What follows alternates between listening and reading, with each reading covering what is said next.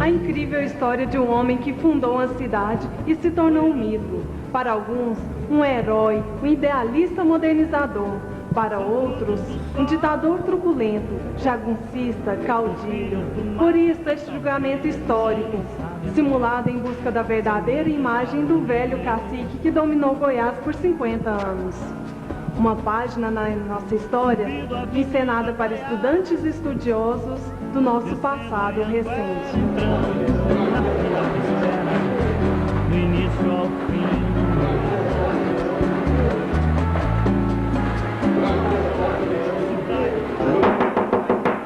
Silêncio! Declaro aberto os trabalhos deste egrégio Tribunal de Justiça, cuja sessão se destina ao julgamento do cidadão Pedro Ludovico Teixeira, sobre o qual pairam pesadas denúncias durante o tempo em que foi interventor e governador do estado de Goiás. Soldado, faça entrar o réu.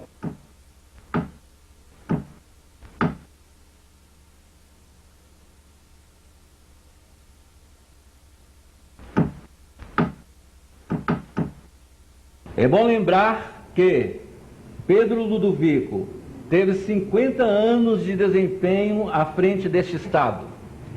História que precisa ser contada porque é complexa e instrutiva. Erros e acertos têm de ser aferidos e julgados, de acordo com os devidos tempos, as devidas circunstâncias e o devido meio em que ele trabalhou. De uma coisa a sentença irreformável, sua memória tem por merecer o respeito geral, como a memória do senador Ramos Caiado, do reinado que o antecedeu, conforme ressalva o grande jornalista José Asmar, seu adversário político. Solicito toda a atenção do promotor de Justiça, Gran Torres, que fará a acusação, e do advogado criminalista renomado, Dr. Licínio Eurico Leal Barbosa, que fará a defesa, para a qualificação do réu, que faremos em seguida através de nossa escrivã. O réu Pedro Ludovico Teixeira nasceu na cidade de Goiás em 1891. Filho do médico Dr. João Teixeira Alves e Dona Josefina Ludovico de Almeida. Seu pai era membro da Academia Nacional de Medicina. Fez os estudos básicos na Escola Mestra Enhola e Liceu de Goiás, embarcando logo em seguida para o Rio de Janeiro, então Distrito Federal, a fim de estudar engenharia na Escola Politécnica.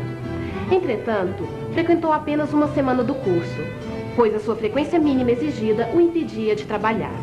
Transferiu-se então para a Faculdade de Medicina, pela qual se formou. Retornou a Goiás em março de 1916, fixando-se em Bela Vista, onde começou a clinicar. Em 1917, mudou-se para Rio Verde, mas achava a vida monótona e caiu na melancolia. As viagens ao Rio de Janeiro combatiam o tédio, que ele venceu ao descobrir dois amores da vida inteira, a política e Dona Gersina Borges, com quem se casou. Filha de Antônio Martins Borges, senador, fazendeiro e comerciante em Rio Verde, sudoeste de Goiás. Em 1919, foi um dos fundadores do jornal O Sudoeste, iniciando através dele o combate ao situacionismo estadual, na época representado pela família Caiado, mantendo uma fraca oposição ao governo. E é justamente essa luta contra a oligarquia dos Caiados que lhe dá substância para realizar a sua obra maior, a construção de Goiânia. Durante a Revolução de 30, ditadura de Getúlio Vargas no Brasil, foi nomeado interventor no estado. Governou Goiás em 5 períodos, como interventor ou governador eleito 2 vezes. O construtor de Goiânia lutou pela construção de Brasília, defendeu reformas sociais e o voto dos analfabetos. Foi senador eleito em 3 mandatos, o último interrompido com a cassação de seus direitos políticos, em 1968. Continuou ativo, lutando pela redemocratização do país. Pedro Ludovico faleceu em 1979, em Goiânia, na sua residência na Rua 26, hoje transformada em museu, tendo cumprido o papel histórico mais marcante da história goiana. Esta é a biografia enfeitada, escrita por um bando de puxa-saco deste homem, no Jornal Social do PSD, na imprensa cor-de-rosa, paga com dinheiro do povo, senhores jurados. Clamado na intimidade de Dr. Pedro Nonô. Parece que foi um bom governante, mas nestes 50 anos que mandou e desmandou em Goiás, cometeu todo tipo de truculência e arbitrariedade contra os adversários políticos e o povo humilde de Goiás, que o temia e o chamava publicamente de o homem. O homem mandou, o homem prende, o homem faz e acontece. Foi um coronel, um caudilho, manteve jagunços e bandidos sobre as asas do poder. Alterou eleições, roubando o resultado, como no caso Galeno Paranhos. Galeno derrotou o Dr. Pedro nas urnas, mas não levou. No seu lugar, governou o primo dele, Juca Ludovico. E de nada adiantou Galeno entrar na justiça. Dr. Pedro sentou em cima do processo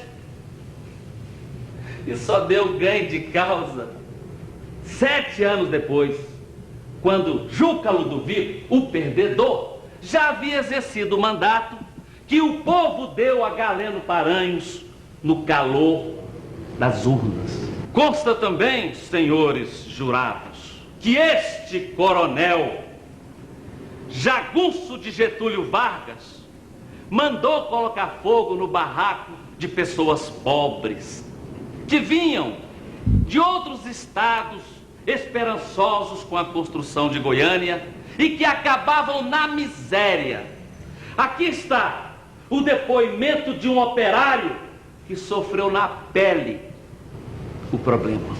Senhor Eurípides Ramos, jura dizer a verdade, apenas a verdade? Eu juro, doutor. Poderia nos dizer como se deu a vinda de sua família para Goiânia e depois como tudo isso terminou?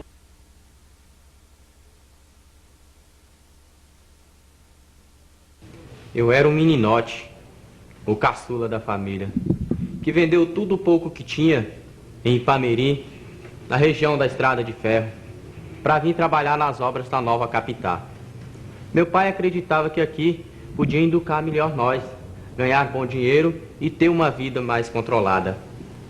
Quando chegamos aqui, o homem estava paralisando as obras, sem dinheiro para pagar os trabalhadores, fornecendo para eles somente a boia. Meu pai, desesperado, desempregado, acabou comendo todo o dinheiro que trouxe da venda da nossa casinha lá em Ipameri. Resultado, fomos parar na invasão.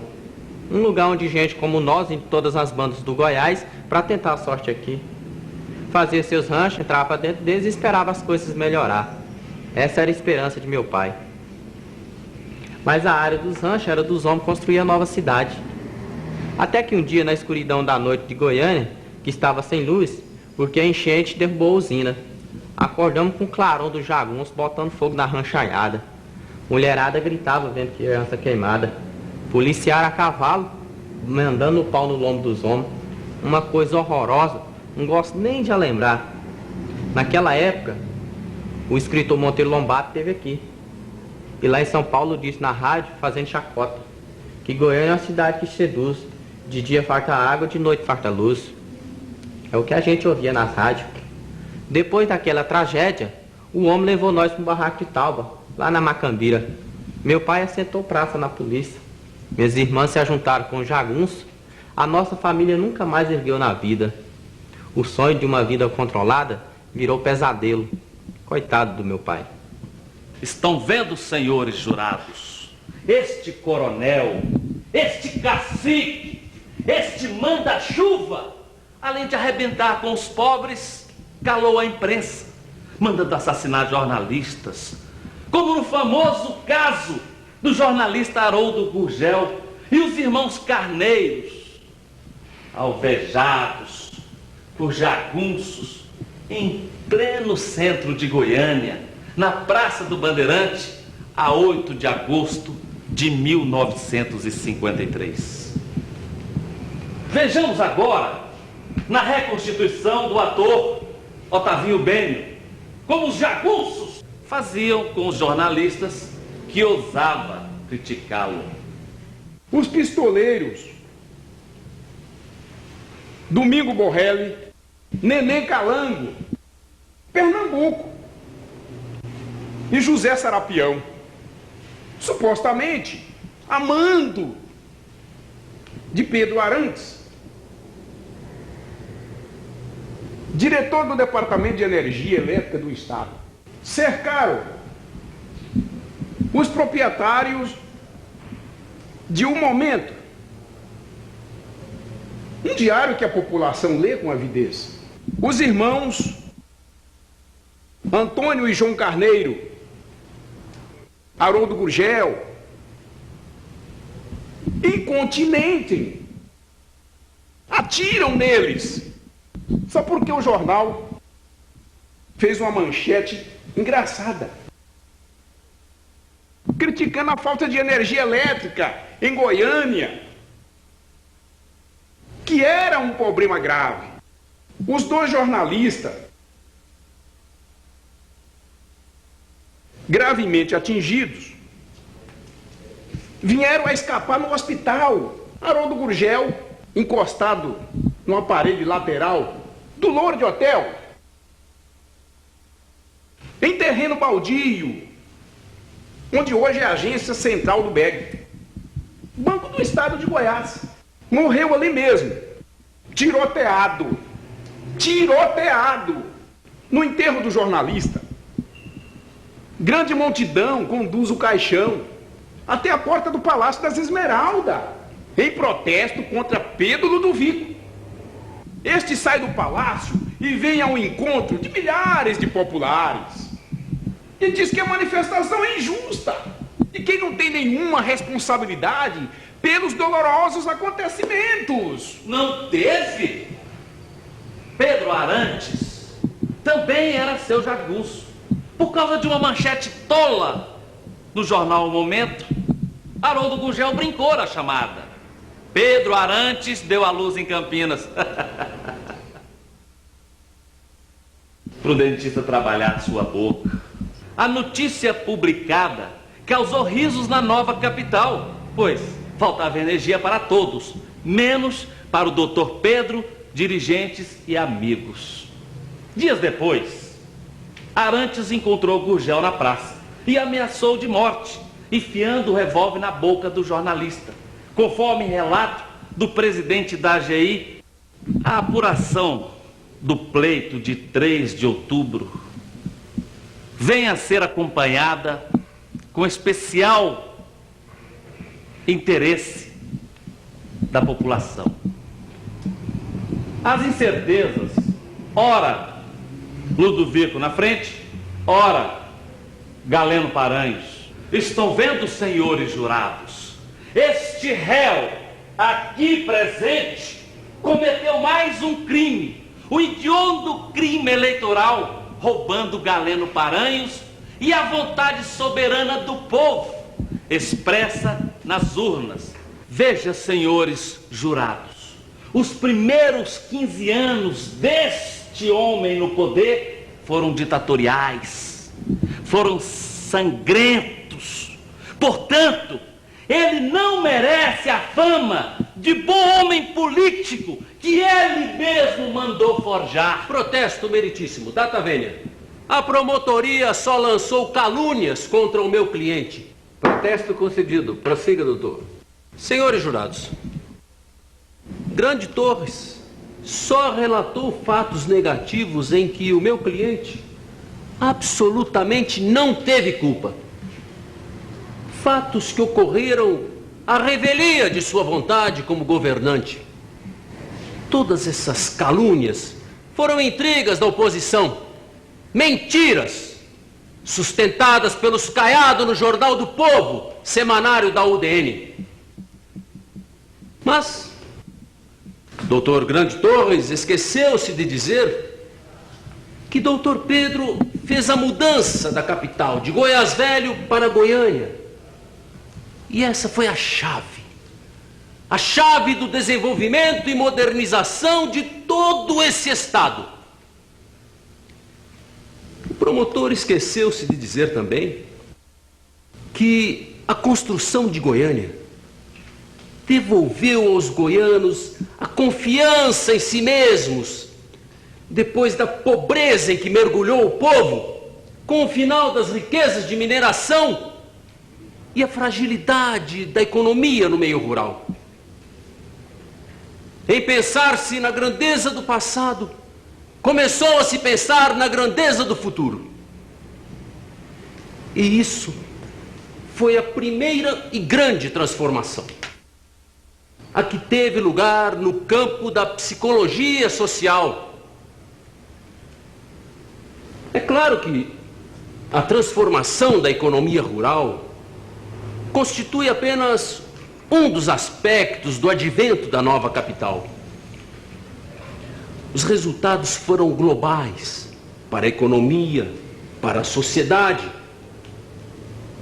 Entre eles, a enorme, fundamental contribuição para 15 anos depois da inauguração de Goiânia ter início o erguimento de Brasília.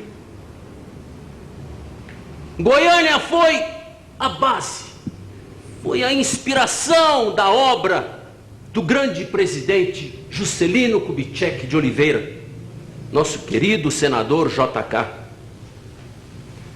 Por isso, a Revolução de 30 e a construção de Goiânia podem ser tomadas como marco de uma nova etapa histórica para Goiás. A sua modernização, que teve como consequência o enorme progresso que vivemos hoje. Sem Dr. Pedro e sem Goiânia, estaríamos amargando no atraso como o mais pobre estado do Brasil, como na época ele realmente era. Pois onde se estabelece uma cidade moderna, bem aparelhada, surge progresso industrial, progresso bancário, progresso comercial. Data velha, senhor juiz. O nobre advogado esqueceu-se que Dr. Pedro, ao mudar a capital para Goiânia, arrebentou com Vila Boa, deixou na miséria, reduziu a pó, só para torturar os que eram contra a mudança, os que protegiam Vila Boa do caos em que mergulhou. Para provar o que estamos falando, vamos trazer aqui o depoimento verdade do ex-deputado estadual Leão Caiado Filho, para retratar a miséria que abalou Vila Boa. Ao mudar a capital, Dr. Pedro transferiu o eixo das decisões do Estado. E aqueles que eram detentores da economia, líderes em vários setores do Estado, baseados na cidade de Goiás, perderam tudo ou ficaram sem perspectiva ante a nova situação criada. Da noite para o dia, a velha cidade ficou reduzida a uma situação de penúria face a qualquer outra cidade do estado. Uma cidade alicerçada economicamente no vencimento do funcionalismo público federal e estadual, ou em decisões do cofre do tesouro do estado, estagnou-se. sem amparo, sem rendas. As atividades sociais, administrativas, culturais, de ensino, foram transferidas, retiradas da cidade. A mesma então estagnou-se, sem amparo, sem forças, sem rendas. Ruas inteiras abandonadas, sem moradores.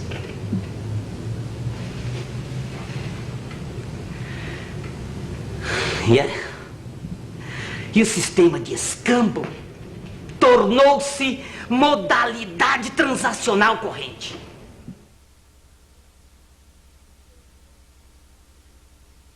Imaginemos, senhoras e senhores, Goiânia, uma cidade autônoma, empresarial, de vida econômica própria.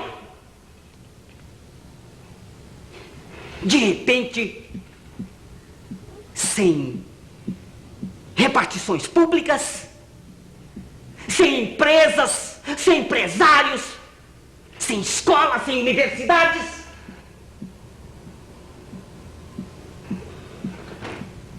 Tudo transferido para outro local.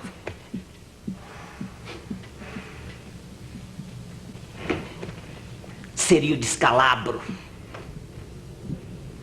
E foi exatamente isso que aconteceu com a ex-capital, mais a faces que emergiram dos anos 30, 51 e 54 do governo do senador Pedro Ludovico, que deixou marcas profundas em quem viveu e sofreu. Protesto, meritíssimo. Era natural que a cidade de Goiás sofresse com as mudanças. Afinal, toda mudança traz problemas e traz benefícios. Por outro lado, tendo conhecido Belo Horizonte, a ideia da mudança da capital já existia no espírito de Dr. Pedro, quando, ao tomar as rédeas da administração, ele se confronta com a ingovernabilidade do Estado a partir da cidade de Goiás. Lá, filhos das velhas famílias alternavam-se no poder. Lutavam entre si pelos cargos, vitalícios ou não, da administração pública e do poder judiciário. O imobilismo, a teia dos interesses familiares secularmente amarrados, tornavam impossível até mesmo a obediência administrativa. Tratava-se de perder a cidade e de ganhar o Estado. O que Dr. Pedro fez? Vila Boa, por certo, perdeu. Perdeu muito. Mas o Estado de Goiás ganhou. A construção da nova capital trouxe esperança a milhares de trabalhadores, trouxe especuladores imobiliários, pequenas e médias empresas, até indústrias. A cidade fervilhava, cheia de alegria, de fé, de esperança no futuro. Foi um tempo extraordinário em que tudo acontecia. A toda hora, notícias de fatos espetaculares. Era a modernidade que chegava com a literatura, com as artes, trazendo o progresso. Formou-se então um curioso paralelo entre a capital no crepúsculo e a metrópole no alvorecer. Cidade de Goiás no outono, Goiânia na primavera, semente boa germinando. Goiânia era uma festa.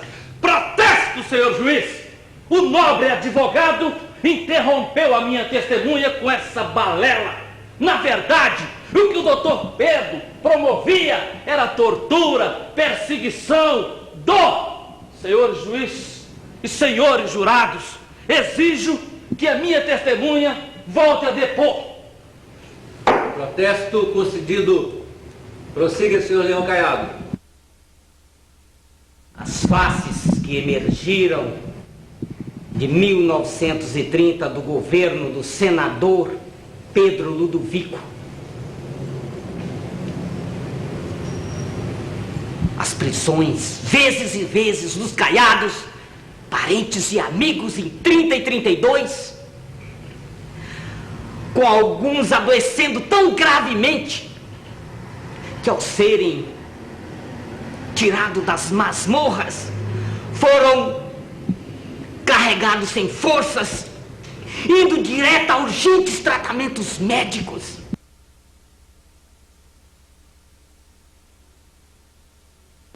Mas eram proibidos de residirem em cidades. Sofriam buscas, não podiam ter arrendatários, nem serem citados em publicações, a não ser para recordar atos que os denegrissem.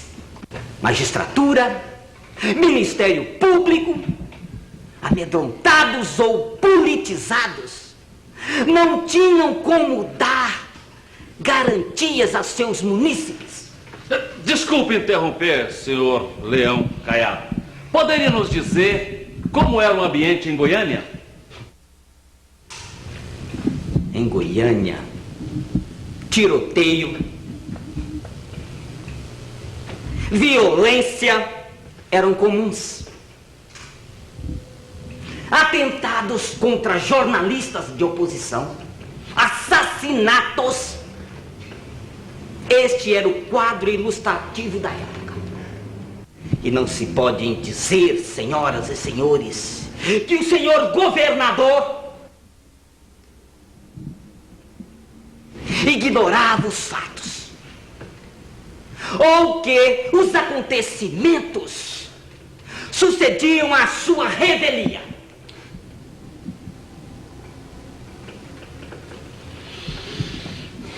Pois uma das primeiras visitas a um dos pistoleiros alvejado pelo deputado Vilmar Guimarães, internado no Hospital Santa Luísa, foi exatamente, senhoras e senhores, a realizada pelo senhor governador. Professora Belquis Carneiro de Mendonça, a senhora se lembra na sua juventude de algum aspecto diferente da personalidade de Dr. Pedro? Peço licença para dar meu depoimento por escrito. Transcorria o ano de 1941 e o perfil da nossa jovem capital já se delineava. As ruas e avenidas largas riscavam a extensa planura, quebrando a uniformidade verde do cerrado. E na vastidão da planície, o vento corria livre, levantando em grandes redemoinhos a terra solta e vermelha. A juventude alegre e sadia estudava com real interesse no Instituto de Educação ou no liceu, sob a orientação de grandes educadores ou professores que aí atingiam um ponto mais alto da carreira de magistério, uma vez que aqui ainda não existiam as universidades. Os encontros culturais e artísticos, saraus e bailes eram realizados nos próprios estabelecimentos de ensino. Lembro-me que o centro acadêmico do liceu preparava os saraus com grande entusiasmo, frequentes ensaios de cenas teatrais, declamações e apresentações de canto e piano, que eles garantiam sucesso antes de iniciarem a dança, que acontecia entre os espaços abertos das carteiras das salas de aula, com o chão completamente coberto por raspas de velas estearinas, para deslizar melhor os pés. E em datas mais significativas, era servido aos convidados um buffet para o qual os rapazes contribuíam com os refrigerantes e as moças com os salgados feitos em casa. Anualmente, a festa de maior realce era que se destinava à coroação da rainha dos estudantes, escolhida em votação secreta após uma movimentada campanha que se desenvolvia dentro de um espírito amistoso de competição.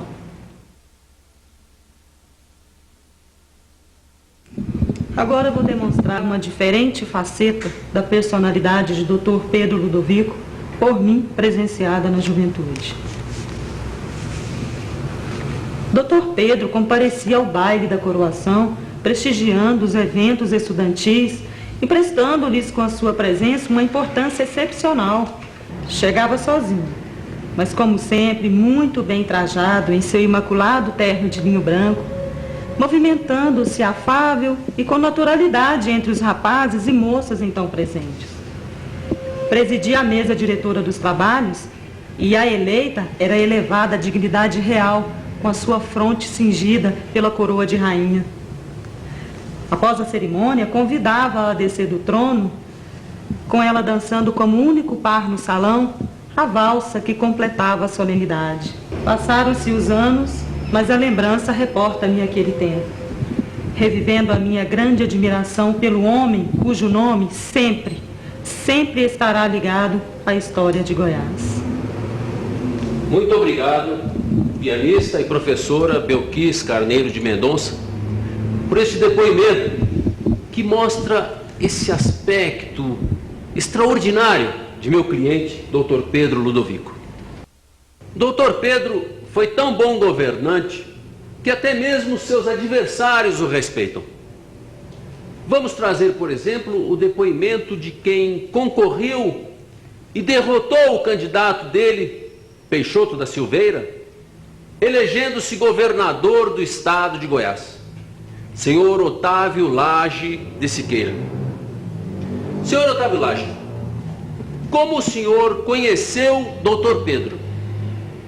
Através de meu pai, Jales Machado, de quem Pedro Ludovico foi companheiro na Revolução de 1930. Posteriormente, adversários políticos. Pois papai, um dos fundadores da UDN em Goiás, trabalhava exatamente na oposição, mas tinha com ele um ponto em comum: o amor por Goiás. E como seu pai, Jales Machado, via o político Ludovico Teixeira? A mudança da capital para Goiânia foi um ponto de equilíbrio para o desenvolvimento do estado. Honestidade pessoal. Homem por demais forte, quase um ditador dentro de Goiás. O governador era duro com seus adversários? Ele sempre afirmava: para os amigos, tudo; para os adversários, a lei. Aliás, era o jeito de governar do seu tempo, naquela época. O reduzido preparo educacional do povo e pela dimensão do Estado se tornava mais difícil governar. E era preciso ser duro realmente. Senhor Otávio Lage, na sua opinião, a mudança da capital foi realmente necessária ou foi apenas um pretexto para perseguir ou fugir dos caiados? A mudança da capital foi vantajosa, fazendo a tradição secular evoluir, permitindo imigrantes do Brasil inteiro. Todas as capitais transferidas dinamizavam seu estado e, consequentemente, a própria nação. Pois bem, na política daquela época, senhor Otávio Lage, havia violência? Ah, violência sempre houve. Veja, o meu tio Jaci de Assis, perseguido pela posição de homem da oposição, foi praticamente expulso do estado de Goiás, perseguido pela polícia, rondando o fórum onde ele atuava como advogado. E depois tentando cercá-lo quando já acabava de atravessar a ponte Afonso Pena para se esconder no estado de Minas. Violência essa que muitas vezes não era cometida por Pedro Ludovico, e sim por seus subordinados, querendo agradar o governador. Cometia excessos como esse. Apesar de saber que o Dr. Pedro era duro, eu não acredito que ele tivesse disposição de atacar ou prender um intelectual como o Dr. Jaci de Assis, um grande professor de processo civil do país. Eu gostaria de saber como o senhor analisaria Dr. Pedro Ludovico hoje? Ele olhava muito os interesses públicos, bem acima do interesse particular. Fora homem forte, com uma exigência de sua época. Honesto, morrendo pobre, vendo que era mais necessário ser um administrador do que um político. Muito obrigado, senhor Otávio Lage, por esse brilhante depoimento. Meritíssimo, de minha parte, dispenso a testemunha. Testemunha dispensada. O senhor Otávio Lage disse que o doutor Pedro é um político honesto. Talvez seja. Mas no seu governo houve corrupções das terras devolutas do Estado e dos lotes da nova capital. Eis aqui um testemunho de quem pinta bem o quadro de mudança. Senhor Francisco de Brito, escritor, membro da Academia Goiana de Letras. Fala, senhor Francisco. Defendo o ponto de vista de que o homem público só pode ser julgado imparcialmente quando analisado à distância, e desde que situado dentro de sua época e no ambiente em que atuou. E hoje, com esse raciocínio, interpreto aqui o senhor Pedro Ludovico Teixeira, de quem fui intransigente adversário político durante cerca de 30 anos. Escritor Francisco de Brito, o senhor acredita na tão decantada e divulgada honestidade do réu aqui presente? Pode falar sem medo. Aqui você terá todas as garantias. Os tempos são outros. A respeito do rigor com que era combatido, e graças às autoridades com que se devia, nunca a oposição pôs em dúvida sua honestidade. Apontando-lhe desvios no manejo dos dinheiros públicos. Houve, é certo, alguns que, por pouco próximos deles, se valeram das facilidades governamentais para tirar proveitos pessoais. Mas o fizeram servindo-se de meios legais, embora discutíveis sob o ponto de vista ético, adquirindo terras devolutas e lotes na nova capital. E quais eram as suas fraquezas? Uma das fraquezas de Pedro consistia em acolher bandidos corridos de outras capitais. E assim, quando eles se excediam, como no caso da invasão da Assembleia Legislativa, dava-lhes proteção, elogiava-lhes como virtude, proteger os amigos em qualquer circunstância, mesmo acima e fora da lei. Poderia explicar? Conta-se a propósito que certa vez determinou a nomeação de um correligionário para um cargo que exigia diploma de bacharel. Não, doutor, não pode. Ele não é formado, informou o funcionário encarregado de lavrar o decreto respectivo. Replicou o governador, não importa, deem-lhe diploma. E a nomeação, meu caro, se efetivou. E ele usava força até contra os deputados? Quando buscava um objetivo, Ludovico não recuava diante de nenhum obstáculo. Ora, como ocorreu quando se viu minoria no Legislativo Estadual, mandou fechar a Assembleia. Isso em pleno regime constitucional. E mais, para intimidar os deputados da oposição, mandou expulsar o mais incômodo deles, o professor Jaci de Assis. Pedro dava aos adversários o tratamento de inimigos. Quando perdeu a eleição para o senhor Jerônimo Coimbra Bueno, em 1946, ficou tão indignado que numa entrevista chamou de covardes os próprios correligionários derrotados. O senhor o condena ou absorve? A mudança na capital era o seu sonho maior. E para isso, para realizá-lo, precisava de muita coragem e obstinação. Ora, sacrificou suas melhores amizades e não deteve falta de recursos e de apoio financeiro do governo. Se tivesse desistido da batalha, teria falhado. Obrigado, senhor Francisco de Brito, pelas respostas esclarecedoras a esse tribunal do júri. Vamos inquirir outra testemunha para a clareza desse julgamento.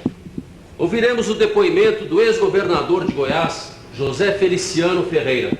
Senhor José Feliciano, doutor Pedro era um homem honesto?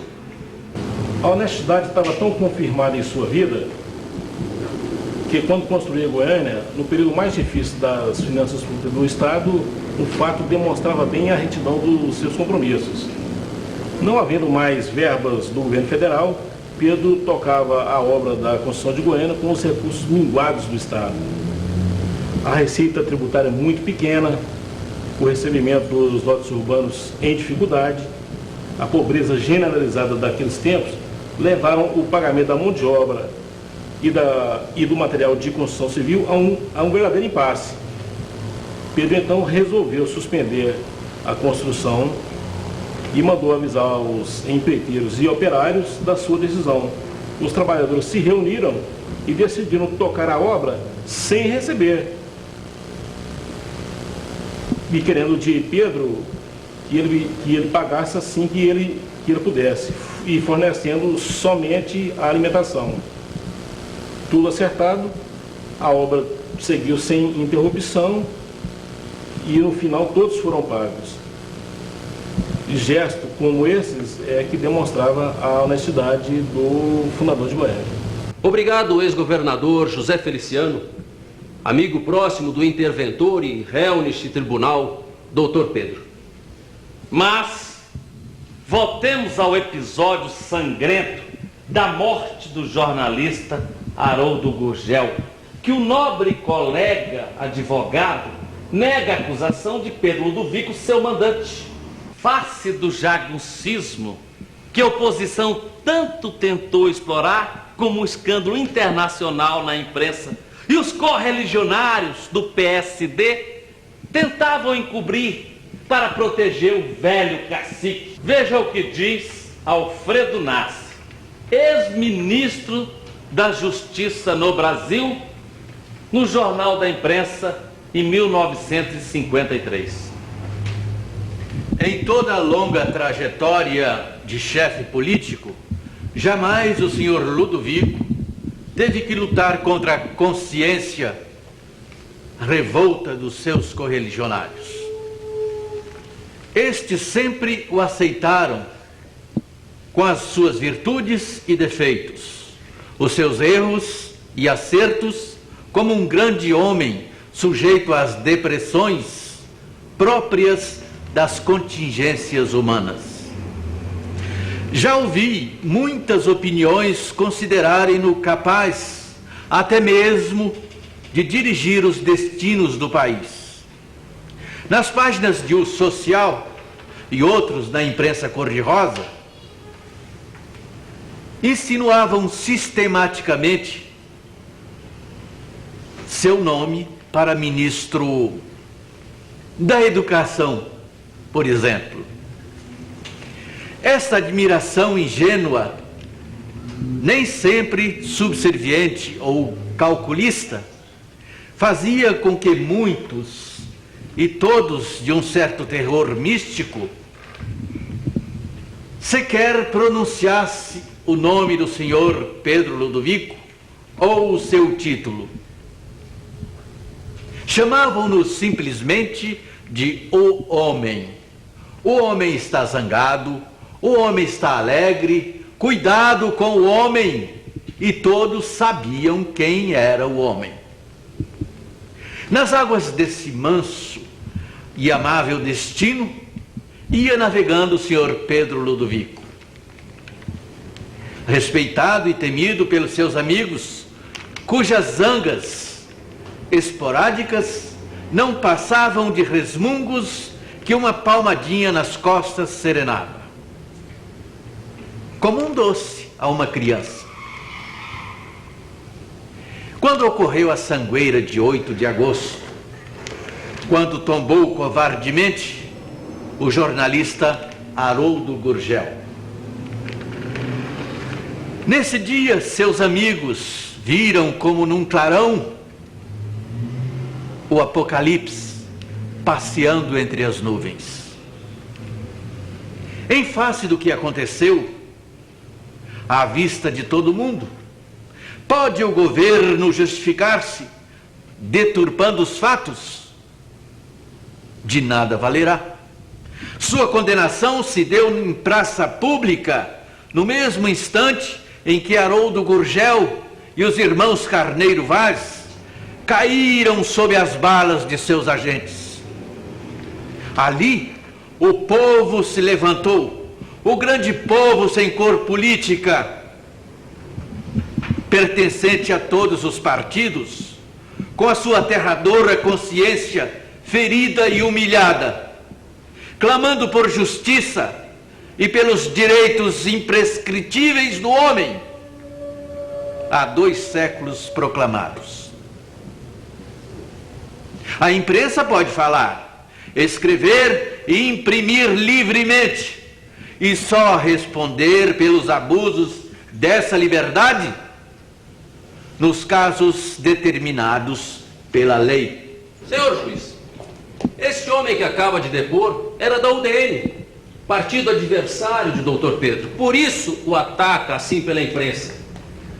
Mas vamos desmascará-lo com o depoimento do ex-udenista e deputado estadual, ex-presidente da Assembleia Legislativa do Estado de Goiás, o advogado criminalista Eurico Barbosa.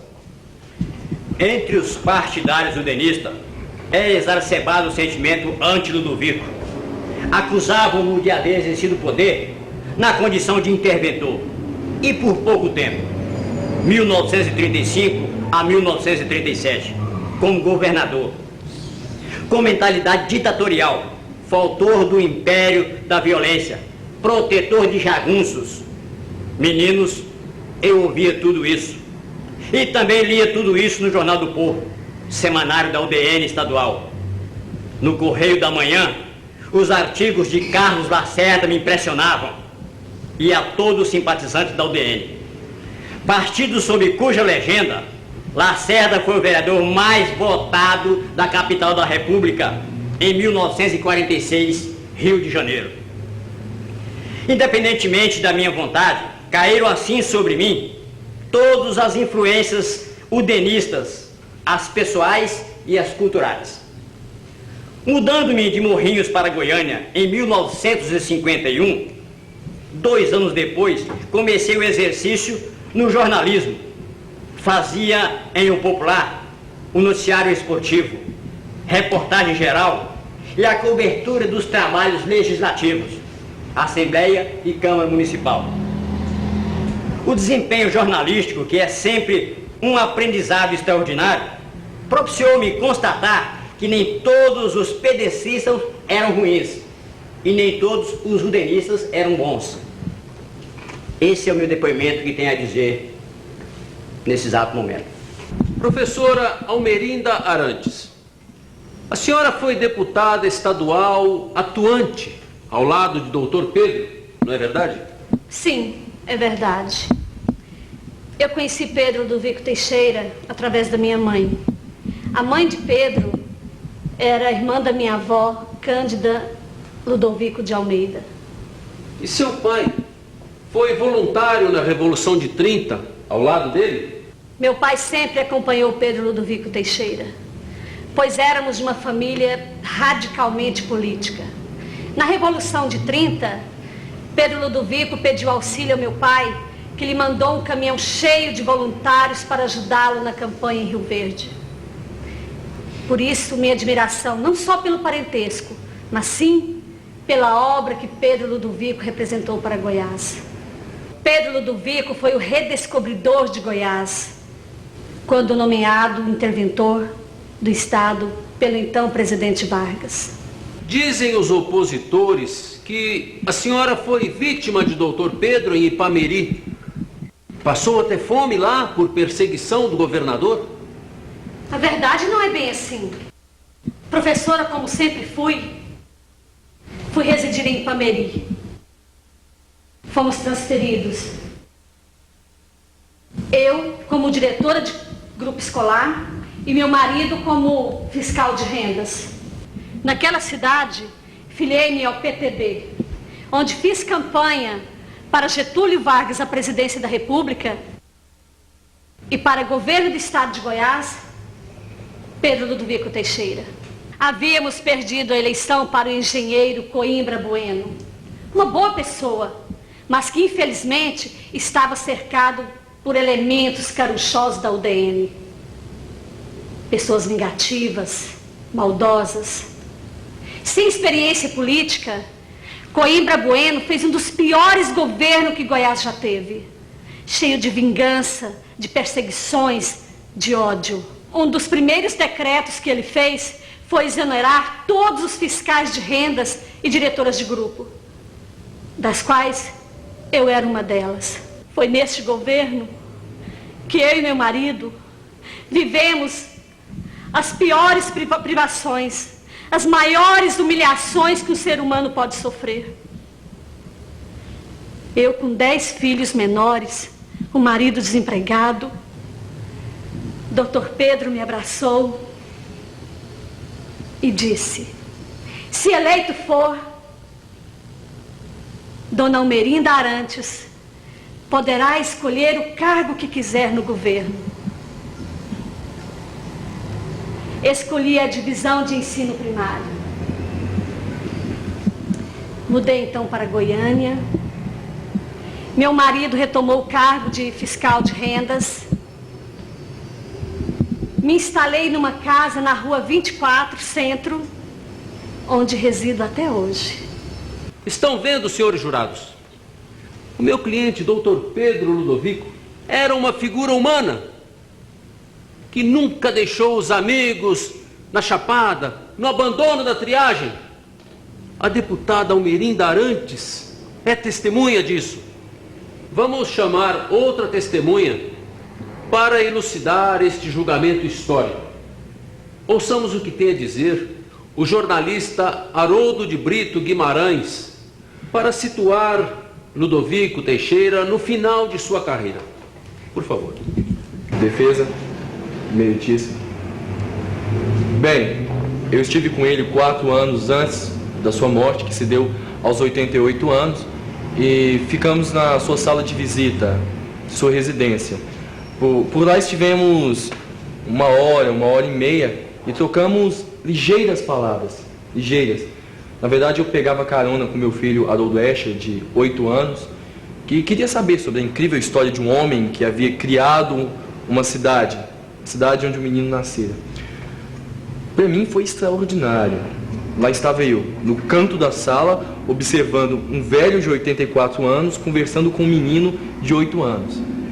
E o menino observava o velho como se aquele velho fosse um fenômeno da natureza. E o velho contava as coisas para o menino como se ele fosse um grande armazenamento histórico, capaz de guardar tudo aquilo que ele falava e a parte onde ele se integrava na história também.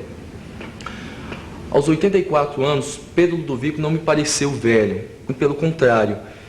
Me lembro que por 2 vezes ele subia e descia as escadas, que eram em forma de caracol, que ligava o piso, que é onde nós estávamos, até a parte de cima, né, da sua casa, que é o seu sobrado. E a escada me parecia muito insegura, mas ele subia e descia como se tivesse 20 anos menos. Tá certo, ele se exibia um pouco para as suas visitas. Também pensava ter um bom preparo físico, né? Seu arquivamento político não decorria de nenhuma incapacidade da sua forma física, embora 84 anos são 84 anos. Na verdade, eu penso qual o motivo, né, do fundador da cidade de Goiás ter limitado a sua capacitação política. Um exemplo foi no golpe militar, quando ele barrou todos os seus direitos políticos quando ainda era senador. Que no seu livro Memórias, ele diz não ter ficado muito chateado, né, ou ressentido com essa história toda.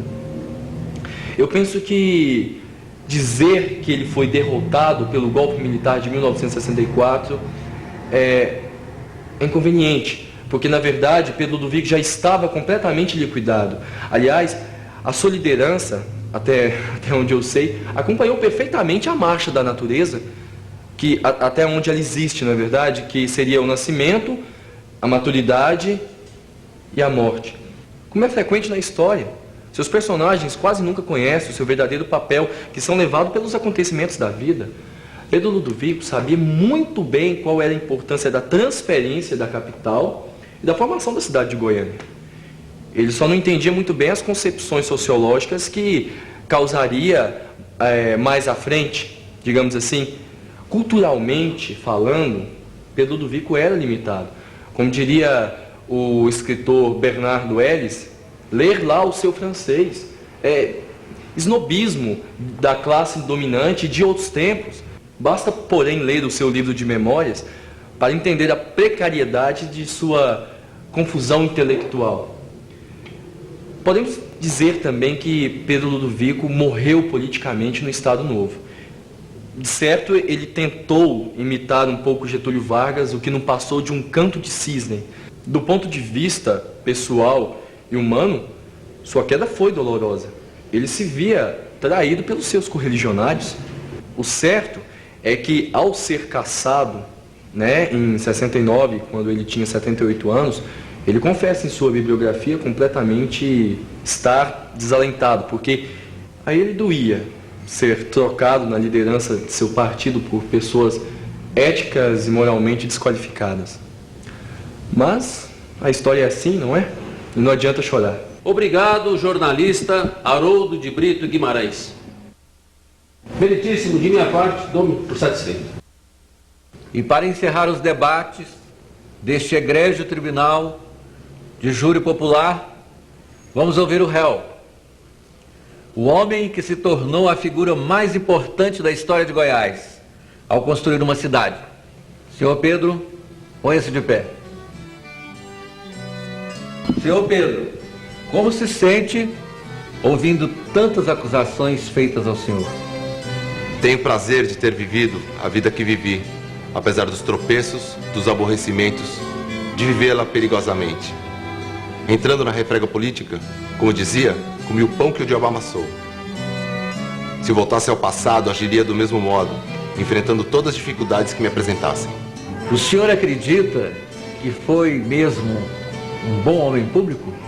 Jamais deixei desamparados os anseios e necessidades do povo, sobrepondo-os sempre aos sentimentos de ordem pública e de amizades pessoais.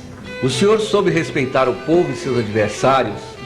Ou foi truculento e cruel, como dizem, doutor Pedro?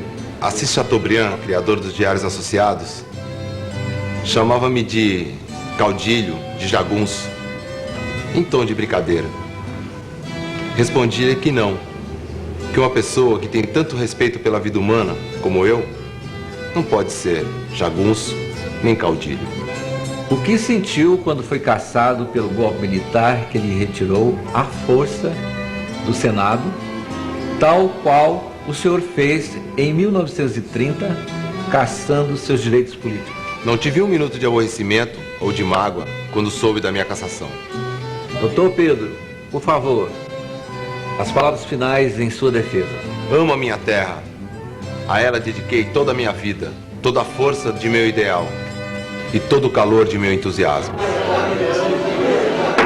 Silêncio! Os jurados decidiram que, diante de tudo que vocês ouviram, a distinta plateia tem todos os dados e recursos para fazer o próprio julgamento do Dr. Pedro. Está, portanto, encerrada a sessão.